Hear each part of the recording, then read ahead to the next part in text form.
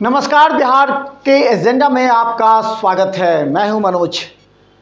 बिहार की राजनीति जब भी चरम पर होती है या राजनीतिज्ञों के बयान जब विरोधाभास होते हैं, एक दूसरे पर कटाक्ष करते हैं, तो निश्चित तौर पर उन खबरों को तराशते हैं और आपके लिए लाते हैं। और आज हम बता दें, बिहार के लिए और भाजपा के लिए एक सबसे बड़ी उपलब्धि थी कि मुजफ्फरपुर में एक बार फिर अमित शाह, केंद्रीय गृह मंत्री और भारतीय जनता पार्टी के चाणक्य कहे जाने वाले अमित शाह ने पूरी तरह हुंकार भरी और कहा, आप लोगों की आवाज़ को हो क्या गया है, इतने कमज़ोर आवाज़ में क्यों हैं, जोर से बोलिए भारत माता की जय। और 2024 में प्रधानमंत्री नरेंद्र मोदी को जिताना है और 2025 में भारतीय जनता पार्टी को। चलिए हम दिखाते हैं आपको किस तरह सीधा अमित शाह की आवाज़, जोरदार आवाज़ जो सीधा इंडिया गठबंधन को हिला सकती है। हो गया है मुजफ्फरपुर वालों की आवाज को। मोदी जी को फिर से प्रधानमंत्री बनाना है या नहीं बनाना है? 25 में भाजपा सरकार लानी है या नहीं लानी है?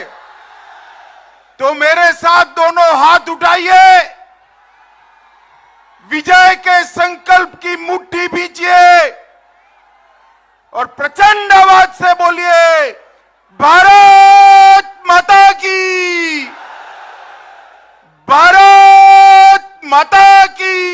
अमित शाह यही नहीं रुके। अमित शाह ने सबसे पहले जब अपना भाषण प्रारंभ किया तो उन्होंने बिहार और उत्तर प्रदेश के महत्वपूर्ण पर्व छठ की सबको शुभकामना दी। इसके साथ ही उन्होंने कहा, छठ मैया से हम मांगते हैं कि वो बिहार को जंगल राज और पलटू राम से मुक्ति दिलाए। उन्होंने कहा कि पूरे बिहार में जंगल राज कायम करने वाले मुख्यमंत्री नीतीश कुमार हैं, जिनको छठ मैया अगले बार यह मौका ना दे। नमस्कार। सबसे पहले तो मैं एडवांस में ही समग्र बिहार की जनता को छठ महापर्व का बहुत बहुत शुभकामना देना चाहता हूं। अभी ही छठ का उत्साह दिखने को मिल रहा है। मैं छठ मैया से प्रार्थना करता हूं कि आने वाले समय में ये बिहार जंगल राज से मुक्त हो, पलटू राम से मुक्त हो। मित्रों, मैं यहां स्थित बाबा गरीब। केंद्रीय गृह मंत्री अमित शाह जब कोई बयान देते हैं तो उसके पीछे कई निशाने हैं। और बता दें, अमित शाह जानते हैं कि प्रधानमंत्री के दावेदार के रूप में इंडिया गठबंधन कभी भी पेश कर सकती है मुख्यमंत्री नीतीश कुमार को। इसलिए उनके ही गठ यानी बिहार में आकर के उन्होंने कहा कि ये पलटू राम आप लोगों का जनादेश प्राप्त करते हैं और फिर पलटकर जंगल राज कायम करते हैं। उन्होंने सीधा आरोप लगाया मुख्यमंत्री नीतीश कुमार पर कि जब जब जनता ने उन्हें जनादेश दिया तब तब ये पलट गए और पलट करके दूसरे गठबंधन में जाकर के उन्होंने सरकार बनाई। उन्होंने ये भी कहा कि अगर बिहार में जंगल राज है तो उसका उत्तरदायी सिर्फ नीतीश कुमार है। में डाल दीजिए। और मित्रों, इससे भी बड़ा विनती है कि 2025 में इस बार कमल फूल की सरकार बनानी है, भाजपा सरकार बनानी है। क्योंकि आपने जब आशीर्वाद दिया, ये पलटू राम ने पलटी मारकर जनादेश का द्रोह किया। मुझे बताओ, आपने लालू जी के जंगल राज के खिलाफ वोट दिया था या नहीं दिया था? जोर से बोलो, दिया था या नहीं दिया था? ये पलटू राम प्रधानमंत्री बनने के लिए बिहार के जनादेश के साथ द्रोह करे है और बिहार को जंगल राज की, गुंडा राज की भेंट पर चढ़ाने का काम नीतीश कुमार जी ने किया। हमेशा मुख्यमंत्री नीतीश कुमार को इस बार अपने सीधा निशाना साधते हुए अमित शाह ने कई बार कई तरह के आरोप भी लगाए। उन्होंने याद दिलाया, पहले भी जब अमित शाह बिहार आए थे तो उन्होंने तेल और पानी का मिलन बताया था, कहा ये दोनों मिलते नहीं है। उन्होंने साफ कहा कि लालू प्रसाद यादव नीतीश कुमार का बेड़ा गर्क कर देंगे। अमित शाह ने कहा कि याद कीजिए, जब भी बिहार में जंगल राज की बात होती है तो नीतीश कुमार आगे थे, लेकिन उन्होंने ही जंगल राज को बढ़ावा दिया है। जबकि इंडिया गठबंधन उन्होंने संयोजक तक नहीं बनाया नीतीश कुमार को, और वो कहते हैं कि प्रधानमंत्री बनने का ख्वाब देख रहे हैं। प्रधानमंत्री बनने के बात पर अमित शाह ने चुटकी भी ली। देखिए क्या कहे अमित शाह। मित्रों, ये परिवार की दुकान चलाने वाले लोग हैं।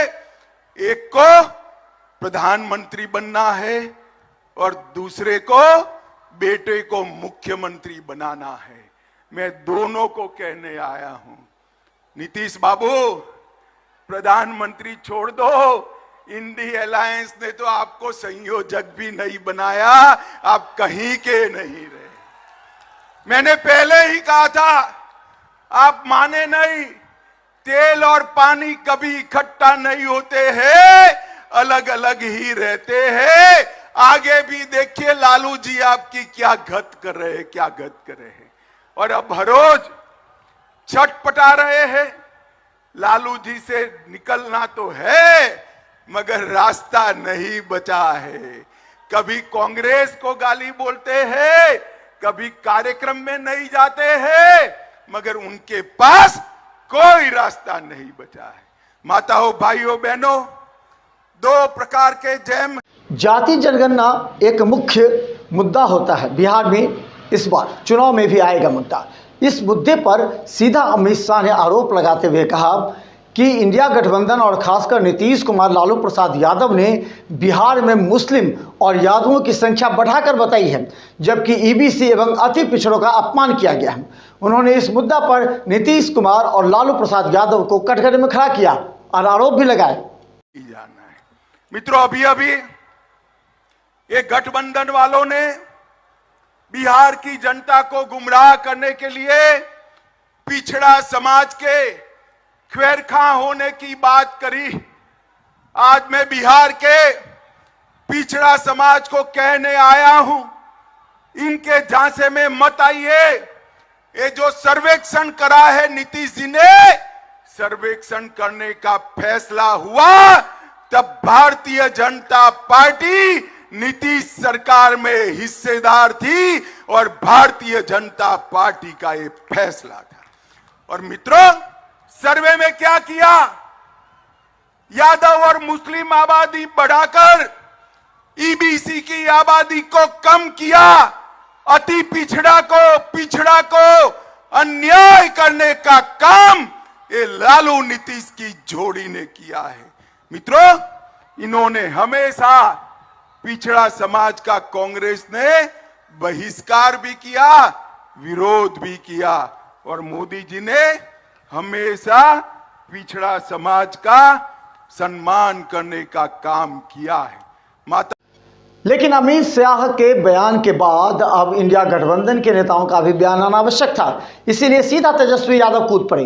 तेजस्वी यादव ने सीधा आरोप लगाते हुए कहा कि जाति जनगणना पर यादव और मुस्लिम की संख्या बढ़ाकर बोलने वाले अमित शाह, अगर उनमें हिम्मत है तो खुद वो जाति जनगणना करा ले पूरे देश में, सीधा साफ दूध और दूध पानी का पानी साफ हो जाएगा। उन्होंने आरोप लगाए कि आखिर जाति जनगणना पर बोलने वाले नेता अब देश में जाति जनगणना कराते क्यों नहीं हैं। देखिए, पहली बात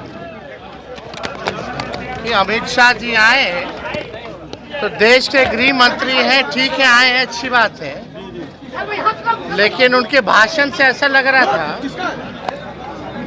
जैसा उन्होंने कहा था कि 12वीं के बाद इंटरमीडिएट करा रहे हैं,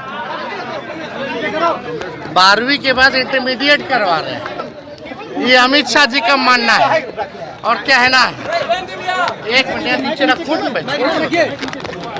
तो हम कहना चाह रहे हैं, अभी हम सुने, उनका बयान सुने हैं, हाथ हटाओ ना, उनका बयान सुने हैं, अब आराम से रहिए ना भाई। उनका बयान ये सुने हैं, हटाओ ना हाथ, उनका बयान ये सुने हैं कि ये जातीय जनगणना में यादव मुसलमान लोग का बढ़ा दिया गया, बाकी सब लोग का कम कर दिया गया। तो हम तो यही कहना चाहते हैं, अगर इतना ही गलत अगर हुआ है अमित शाह जी, तो देश भर में करा ले, कौन रोका है। और जितने जगह बीजेपी शासित राज्य है वहां भी करवा ले जाति जनगणना, काहे नहीं करा रहे हो भाई। और ये आप बताइए ना, केंद्र में जितना कैबिनेट मंत्री बिहार से वो कौन है, ओबीसी है कि अति पिछड़ा है?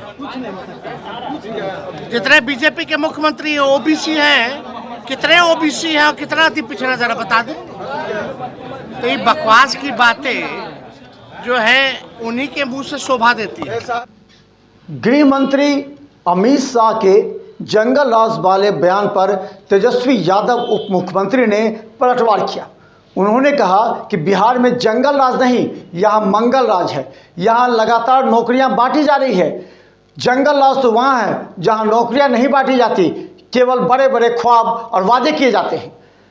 मुख्यमंत्री नीतीश कुमार और उप मुख्यमंत्री के शासनकाल में बिहार में लगातार नौकरियां बांटी जा रही है। उन्होंने सीधा आरोप लगाए एनडीए गवर्नमेंट पर। अब यहाँ कलम बांटा जा रहा है, नौकरी बांटी जा रही है, तो उस पर एक शब्द नहीं बोल रहे। बताए देश में बट रहा है कि नहीं बट रहा है नौकरी? बताए उनके प्रदेश में नौकरी बट रहा है कि नहीं बट रहा? नौकरी जहाँ दी जा रही है वहाँ जंगल राज हो ही नहीं सकता, वहाँ मंगल राज है। जहाँ नहीं दी जा रही है नौकरियां, वहाँ जो है जंगल राज है। ये समझना चाहिए। पानी की बात कर रहे हैं, वो बेकार की बात है। लेकिन इसी मुद्दे पर अब आरसीपी का भी बयान आया। शिक्षकों में बड़े पैमाने पर बांटी गई नौकरियों के मुद्दे पर उन्होंने नीतीश सरकार को घेरा। उन्होंने कहा कि सरकार ये स्पष्ट कब करेगी कि जितने शिक्षकों को नियुक्ति पत्र बांटे गए हैं उनमें नए कितने हैं और कितने पुराने हैं जिन्हें एक बार फिर नियुक्ति पत्र बांटी गई। उन्होंने आरोप लगाया सरकार भ्रम पैदा कर रही है। इसके साथ ही उन्होंने कहा कि इतने बड़े पैमाने पर अगर शिक्षकों की बहाली हुई है तो इन लोगों को तनख्वाह कैसे मिलेगी, क्योंकि बिहार की आर्थिक स्थिति काफ़ी खराब है। परीक्षा लिया, एक तो बीपीएससी को इन्वॉल्व किया, समझ लीजिए जरा, और उसमें जो लोग आए हैं वो तो सरकार को पूरा स्पष्ट करना चाहिए कि इसमें कितने लोग हैं जो पहले शिक्षक का काम कर रहे हैं, उनकी तनख्वाह अलग होगी, लेकिन उनको कितने लोग हैं जो पहले पंचायत शिक्षक थे, कितने लोग थे जो नियोजित शिक्षक थे। तो आप ये समझ लीजिएगा कि वो संख्या बहुत कम जाएगी। ऊपर से आप बाहर के लोगों को दे दिए, तो भाई आप जरा समझ लीजिए कि बिहार में तो वैसे ही रोजगार कितनी कमी होती है, और जितने प्रदेश है सब में ग्रुप सी और ग्रुप डी की नियुक्तियों में ये पूरा प्रयास होता है कि बाहर के लोग नहीं आए, क्योंकि यहाँ खुद बेरोजगारी की समस्या है। तो अगर आप ये तीनों चीज़ को निकाल के देखिएगा कि कितना पहले से बेचारे कुछ नौकरी कर रहे थे, कुछ ना कुछ तो तनख्वाह पा रहे थे, वो बेरोजगार नहीं थे, और कितने बाहर से आ गए, तो नए लोग बहुत नहीं होंगे आप। तो ये तो जो समझिए कि जो इन्होंने इतना बड़ा पूरा का पूरा जो एकदम माहौल बनाने का काम किया वो क्या है। और आपको मैं बता दूं कि ये तो अपना कर रहे हैं, लेकिन आगे श्रीमान जी जो बिहार में इनकी वित्तीय व्यवस्था है, ये नौकरी तो बांटने की कोशिश कर रहे हैं, तनख्वाह कहाँ से लाएंगे? इनका पूरा का पूरा जरा सा बजट देखिए, जो इनका खुद का बजट है, बजट में देख लीजिए इनका जो आय है क्या है। आय मुश्किल से देखिएगा 49,500 करोड़ रुपया है। उसके बाद जो पूरा पेंशन है, पूरा जो तनख्वाह है, उस पर 90,000 करोड़ का खर्चा होता है। तो जब तक केंद्र सरकार और अगर जितना का पूरा जो बैंकिंग इंस्टीट्यूशंस है, अगर वो जो फाइनेंशियल इंस्टीट्यूशंस है, अगर बिहार सरकार को बेल आउट नहीं करेगी तो जिनको ये नियुक्ति पत्र बांटेंगे वो तनख्वाह भी मिलेगा क्या? रिसोर्स है। लेकिन बता दें, छठ और दीपावली को लेकर के राजनीतिक बयानबाज तेज अवश्य होगी, क्योंकि बिहार में बड़ी संख्या में लोग बाहर से बिहार आने वाले हैं। उन लोगों के बीच राजनीतिक मुद्दों को लाना सभी राजनीतिक दल का पहला काम है। इसलिए अमित शाह ने वहां से छठ पर्व पर सभी को शुभकामनाएं दी, तो वहीं नीतीश कुमार और तेजस्वी यादव बाहर से आने वाले तमाम लोगों को बिहार का एजेंडा बताएंगे और कहेंगे कि देखिए बिहार में नौकरियां हैं, नियुक्ति पत्र बांटे जा रहे हैं, बड़े पैमाने पर नौकरियां दी जा रही है, लेकिन प्रधानमंत्री नरेंद्र मोदी केवल हिंदू मुस्लिम कराते हैं। ये बात रखेंगे, लेकिन आने वाले छठ में बड़ी संख्या में जो लोग आएंगे उसके भी बयान काफ़ी महत्वपूर्ण है, वो भी दिखाएंगे आपको। लेकिन बिहार के एजेंडा से आज हमें दीजिए इजाज़त, लेकिन बने रहिए। बिहार मिथिला न्यूज़ का ई डिजिटल पेपर हर घंटे आपके पास होगी। क्योंकि हम चाहते हैं आप रहें अपडेट। देखते रहिए बिहार मिथिला न्यूज़। यूट्यूब में सब्सक्राइब करें, फेसबुक को लाइक करें और ई डिजिटल पेपर के लिए देखें। धन्यवाद।